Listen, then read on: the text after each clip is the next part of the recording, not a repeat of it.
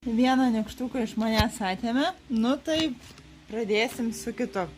Taigi, kokios raidės liko laisvos ir kurios dar yra nesuvertos.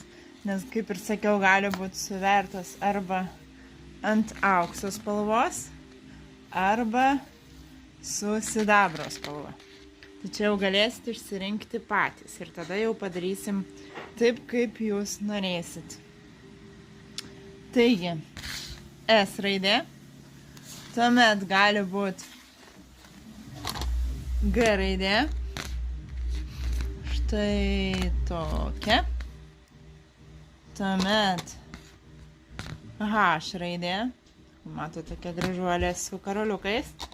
Tuomet E raidė. Irgi su karoliukais.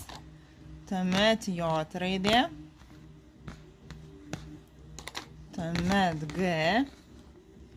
Štai tokia. O raidė.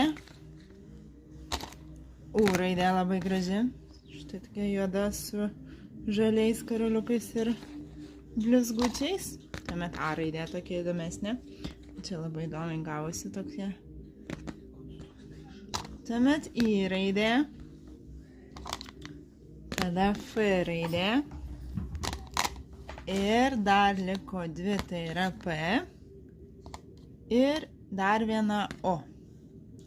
Tai va tokias raidės galima uždėti arba ant sidabrinio, arba ant auksinės spalvos pakabuko ir jie gali tapti jūsų raktų papuošimu